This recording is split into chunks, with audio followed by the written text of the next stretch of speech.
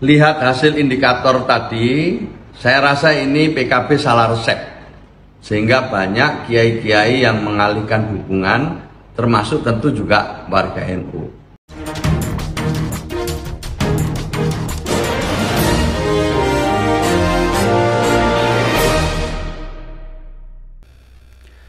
Selamat siang para netizen dimanapun kita berada, salam inspirasi bagi kita semua ya. Gus Ipul kembali sentil PKB. Ada apa begitu kok sampai akhir ini begitu, karena ya menjadi spekulasi. Ada apa begitu? Ini yang mesti kita pertanyakan di situ begitu. Saya kira dengan adanya situasi politik yang kemudian sekarang ini tidak menentu begitu kan, banyak sekali yang mengatakan bahwa wah, kalau PKB itu lahir dari lahir dari NU lalu kemudian sekarang menjadi rebutan begitu kan ya. Katanya banyak muncul spekulasi PKB itu milik kita bersama katanya, bukan hanya milik segelintir orang, kata beberapa netizen, dan bahkan Gus Ipul mengatakan sedemikian rupa begitu kan ya. Artinya apa? Artinya dengan adanya seperti ini maka saya katakan sejak awal bahwa apakah NU ini adalah PKB atau PKB ini adalah NU? Ini yang mesti kita telusuri betul begitu. Justru di kepemimpinan Caimin 20 tahun ya, mereka PKB itu berkembang pesat di situ begitu. Maka secara tidak langsung mereka harus mengakui, kata Gus Ipul, kemenangan atau memberikan selamat kepada Prabowo Gibran. Kenapa sih ya Gus Ipul kok ikut-ikutan masalah itu? Kan tergantung Caimin begitu kan sebagai ketua umum ya PKB di situ begitu. Apa sih sumbangsi terbesar dari seorang Gus Ipul kepada PKB? Nah, itu yang mesti dipertanyakan begitu kan. Maka saya sampai hari ini bingung begitu kan mengatakan bahwa kenapa PKB selama ini ada calon dari cawapres dari PKB lalu kemudian tidak didukung oleh mereka. Setelah sekarang ya keluar masalah PKB.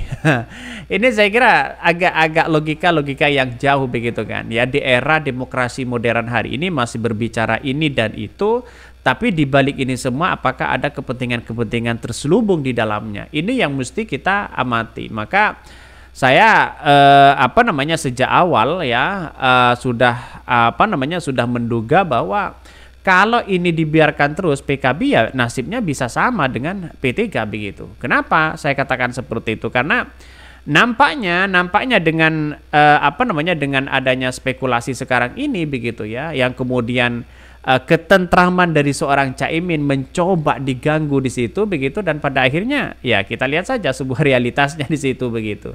Sangat-sangat disayangkan memang, karena seharusnya Gus Ipul itu dengan PKB mereka bersatu begitu kan, memenangkan Caimin sebagai cawapres. Maka secara logika sederhananya saja begitu, kalau PKB naik ya, posisi dari seorang PKB kan juga satu sisi punya cawapres begitu kan. Di satu sisi kalau ingin menjadi posisi ketua umum kan berkiprah di PKB di situ begitu. Itu bagus begitu kan. Dibandingkan dengan hanya keluar tidak ada bukti sama sekali begitu kan ya, pada akhirnya orang akan melihat wah apa sih ya sumbangsi dari Gus Ipul selama ini, puluhan tahun karir dalam dunia politik, apa menjadi menteri juga iya, menjadi wakil gubernur juga iya di situ begitu kan, bahkan dicalonkan oleh PKB begitu.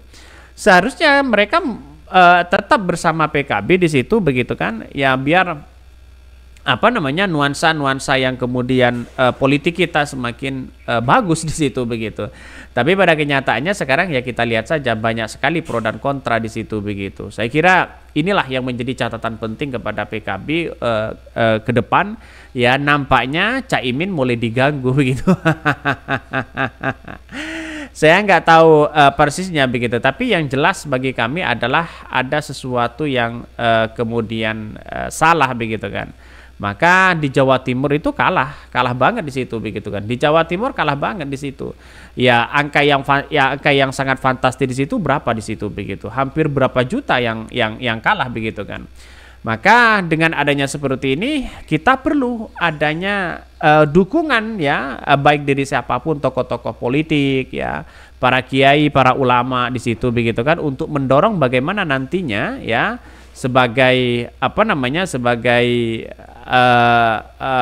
kader PKB misalnya, seharusnya mereka sama-sama berjuang begitu untuk memenangkan calon. Ya bisa saja nanti kalau PKB menang kan gampang lah untuk menjadi posisi ketua umum di situ begitu, entah Gus Ipul atau siapa begitu kan. Tapi kalau seperti ini terus, wah agak jauh begitu ya, karena ya di dalam tubuh PKB sendiri sudah sudah kocar-kacir begitu kan ya, satunya mendukung ini, satu mendukung itu begitu, sehingga bisa saja nampaknya nanti begitu kan ya, semoga tidak ya seperti P3 yang kemudian tidak lolos dan sebagainya begitu kan ya, bahkan ya karena memang perseteruan dari ketua ini ya terus menerus ya, seperti musim Pilpres P3 selalu bertolak belakang di situ begitu, pada akhirnya sekarang dinyatakan tidak lolos begitu ya, sangat disayangkan memang ya dengan adanya seperti itu begitu. Maka jalan satu-satunya adalah harus saling bahu-membahu begitu kalau PKB tetap eksis begitu kan. Maka Sekretaris Jenderal Pengurus Nahdlatul Ulama ya atau PBNU Saifullah Yusuf kembali meminta Partai Kebangkitan Bangsa atau PKB tidak banyak bermanuver. Bahkan perihal ya sikap tersebut ya terhadap hasil pemilu 2024 yang ditetapkan oleh Komisi Pemilihan Umum. Antara lain dia mengatakan jangan bermanuver lah ya, katanya begitu. Ya ucapkan selamat kepada Prabowo Gibran atas kemenangannya. Jadi di saat sengketa ini begitu kan ya, tidak mungkinlah seorang Caimin didesak di situ memberikan ucapan selamat begitu, karena nampaknya harapan besar di Caimin itu sudah di depan mata. Jangan-jangan ini semua bisa dikabulkan oleh Mahkamah Konstitusi begitu kan. Bahkan ya dia mengkritik Gus Ipul, kritik PKB lamban ya, terima hasil Pilpres 2024 dianggap lambat, slow begitu kan ya. Tapi rupanya bagi kami ya Caimin tidak pernah tergoda sedikit pun untuk memberikan statement ya ucapan selamat kepada siapapun, karena Caimin sudah tahu sekarang ini masih berjalan begitu kan ya. Bagaimana kalau MK itu bisa mengabulkan ya, bisa saja kan satu sisi mereka kan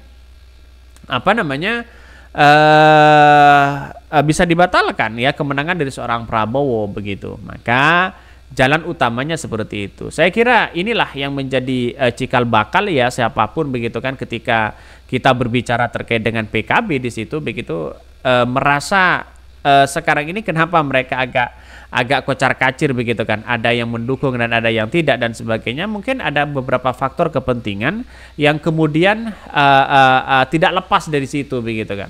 Saya kira bagus sih sebenarnya. Kenapa PKB ya selama ini pemilihnya ya suaranya di Jawa Timur begitu kan ya terhadap dukungan kepada Caimin di situ begitu kan kecil ya, bahkan berapa juta di situ begitu, banyak berjuta-juta kalahnya begitu kan. Artinya PKB itu dampaknya di Jawa Timur itu masih sedikit ya, bukan dampak secara sosial begitu kan, tapi secara kultur mereka seolah-olah satu begitu kan ya, ada orang yang kemudian seolah-olah ingin merebut di situ begitu kan. Apalagi langkah kemarin ya yang banyak yang bercerita jadi maklar ya, terus kemudian ingin mengambil alih dari PKB dan sebagainya begitu kan. Ini bukan tidak mungkin. Saya rasa di negara demokrasi modern itu sudah tidak bagus begitu ngambil alih partai, ngambil alih ini dan sebagainya begitu, karena sudah tidak ada relevan. Dalam dunia akademisi kita sudah tidak relevan hal-hal seperti itu begitu, malah justru memperburuk suasana. Semakin PKB diambil alih siapapun begitu kan, lalu kemudian didapatkan, itu semakin turun citranya begitu. Saya yakin dan saya yakinnya saya melihat bagaimana ya belajar dari P3 sejak dulu mulai dari Pilpres, dia dimanapun mulai dari Pilpres apapun mereka selalu bertolak belakang. Bahkan ini diganti ketuanya. Masih belum selesai diganti ketuanya. Saya kira ini akan menjadi dampak negatif kepada PKB sendiri kalau memang ya masih nuansa-nuansa atau diganggu terus seorang Muhaimin di situ. Mungkin itu yang kami sampaikan ya, tonton terus channel Hodari Podcast saya ini karena ada berita-berita menarik dan viral setiap harinya. Salam para netizen, salam inspirasi bagi kita semua. Jangan lupa di subscribe di YouTube Hodari Podcast Rakyat ini.